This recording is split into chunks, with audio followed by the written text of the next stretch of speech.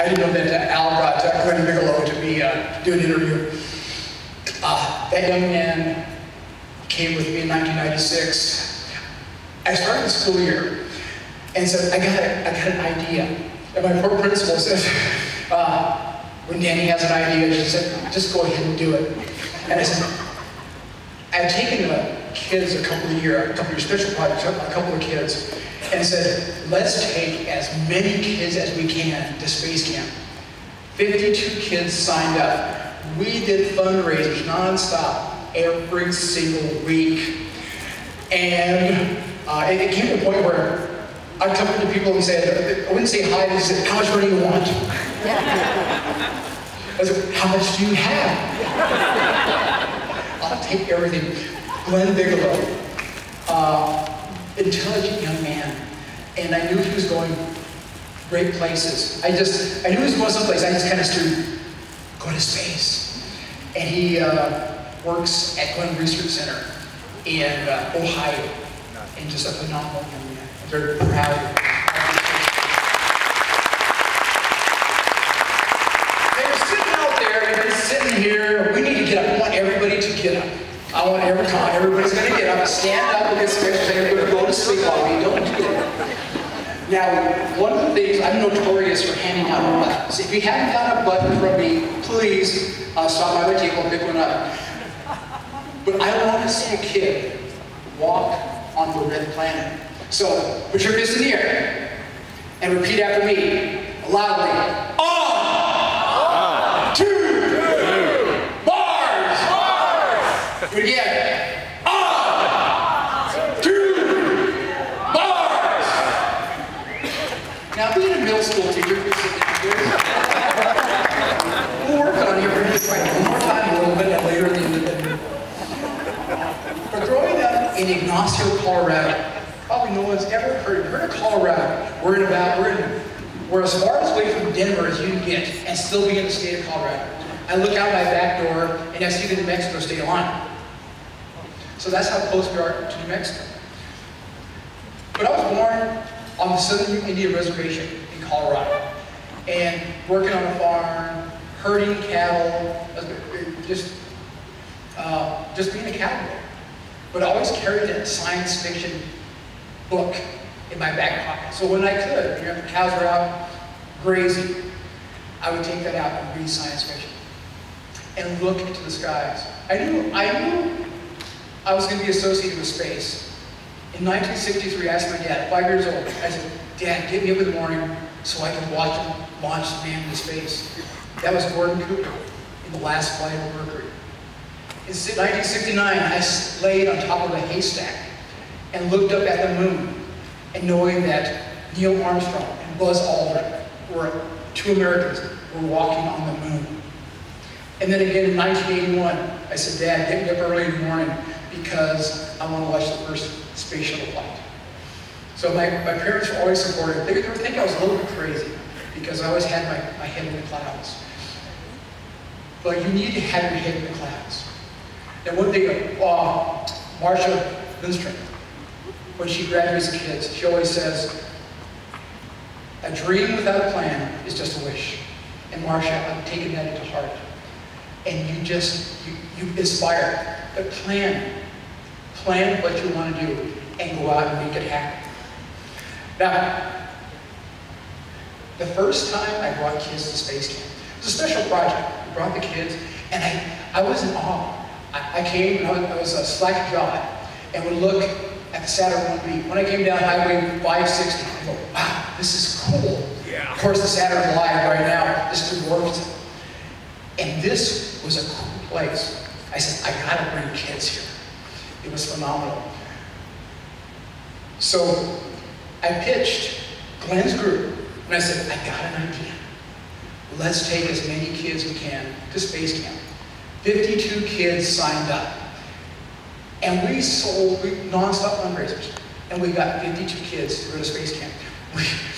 It's a 28-hour ride in a bus from Ignacio, Colorado. And as we came down 565, the kids were all forced to the front.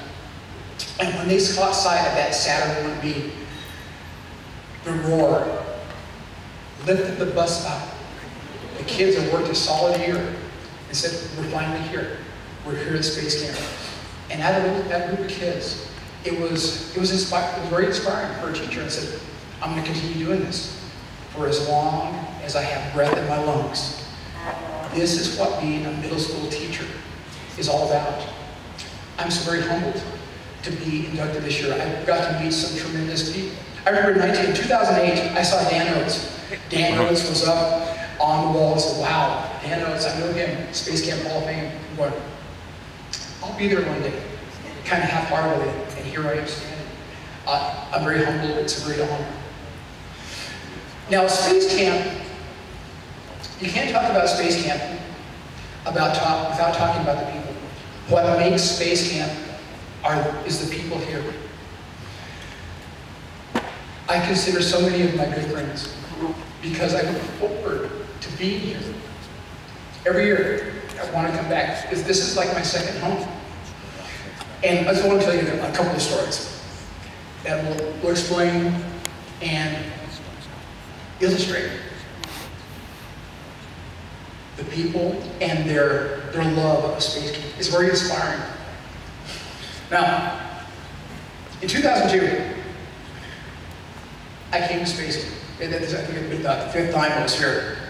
And I noticed the difference. It was just something in the aura, this post 9/11. And it set the stage for me what I was going to become. And I went to Ralph Bryson, Colonel Ralph Bryson. I love Ralph, ex-Marine, you know, tough, he's small. And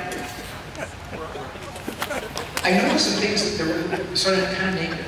And I said, well, I got this feeling at Space Camp, something's going on. He said, Danny, parents are afraid to put their kids on planes and send them to Space Camp. And I knew at that moment that what I need to do, I need to bring more kids to Space Camp. So I said, Ralph, what can I do? And he said, bring us students. And a great epiphany happened to me. All of a sudden, Ralph began to glow. When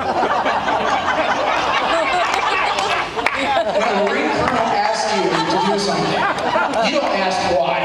You just do it. David, do I remember? Is that right? Okay. And all of a sudden, he became a glow. And he became the burning bush. And I said, and I said, OMG, as kids say now, my hair grew long. I started to sport a bright robe, and I said, I know what my job is like. I have become Moses. I am to bring children from Colorado to Space Camp. So that has been my job, and I'm just the biggest kid amongst them because this is like my second home. There are so many great people here, and they believe in their heart what they do. And when you believe in your heart, the rest is easy. Now that's a small story about Ralph. Now, I was tired of having the kids have all fun. So I decided that I need to do teacher Space Camp. So in 2002, came in and said, let's do teacher Space Camp. Great, we did missions, we did the patch, we did just everything. But there was one individual that just stood out. Just stood out, and she was mean. She was tough. You know, she picked on me unmercifully. And I think the reason that she did that is because I picked on her emotionally also. And by the way, she wore glasses and had red hair. And has red hair. And I liked her immediately. And one person that makes Space Camp the place it is, you call her Red Bull. I call her Ruth Marie. Ruth Marie's like my little sister. She is an outstanding educator. And her heart is the biggest in the Davidson Center. She wants, and she just is the epitome of an educator. So Ruth, you are outstanding. I am very proud to be your friend. The people make Space Camp. So many stories. And just in passing, just the folks that are here.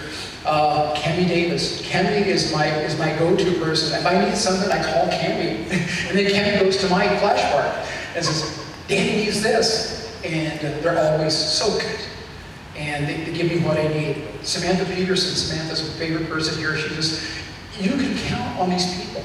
They come here and they help you out. And when they say, just call me and add what you need, and they come through, they are just fabulous. Irene is such an integral part of Space Camp. I know she likes me because as a junior high school teacher, every time I see her, she socks me in the arm. And any junior high kid knows if you sock a person in the arm, they like you.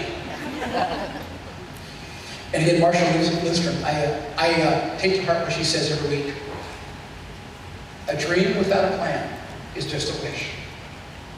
So dream big, plan big, and you'll attain your goals. Now in closing, two things in my life I'm very proud of. And I'm very proud to have them here tonight with me. And they are my two daughters. My daughter Amanda is a 5-time Space Camp alum.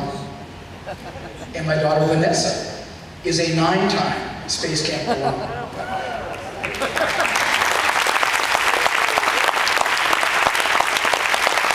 Now they really have to come with me because they've made some great friends here, making friends, and it's being inspirational. As a chaperone, I have the best job here. I'm the luckiest guy in the world. I bring kids here, and for as long as I have breath in my lungs, I will play the role of Moses. I will bring the children of Colorado to Space Camp. So, ladies and gentlemen, all together, we're going to do this again. Ready? On!